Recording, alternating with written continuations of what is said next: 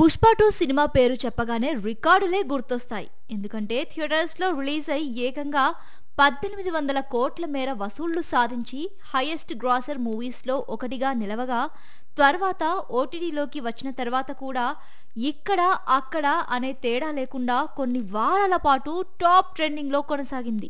ఇప్పటికీ పలు షోలు, ప్రోగ్రామ్స్ లోనూ పుష్పరాజ్ పేరు వినిపిస్తూనే ఉంది. తాజాగా బాలీవుడ్ లో మరో సంచలనానికి ఈ మూవీ కారణమైంది.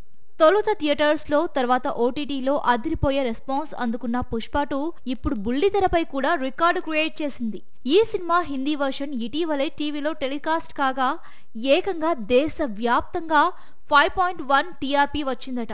ఇది ఐపీఎల్ యావరేజ్ టీఆర్పీ కంటే ఎక్కువ కావడం విశేషం. థియేటర్స్ తో పాటు టీవీలోనూ సూపర్ రెస్పాన్స్ తెచ్చుకున్న స్త్రీ 2 సహా చాలా హిందీ చిత్రాలని టీఆర్పీ విషయంలో పుష్ప 2 దాటేయడం ఇప్పుడు హాట్ టాపిక్ అయిపోయింది.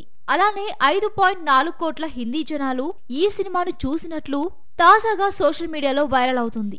ఇదే కాదు, జూన్ 29న అంటే ఆదివారం రీలోడెడ్ హిందీ వర్షన్ ని టీవీలో ప్రసారం చేయనున్నారు. ఈసారి ఇంకెన్ని రికార్డులు బద్దలవుతాయో అని అభిమానులు మాట్లాడుకుంటున్నారు.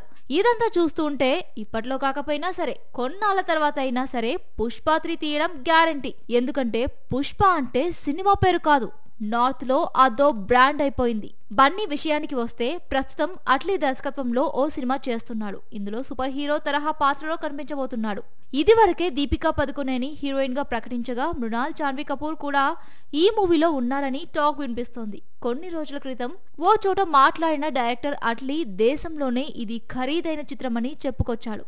మరి ఈ మూవీతో అల్లు అర్జున్ ఎన్ని రికార్డులు బద్దలు కొడతాడో చూడాలి.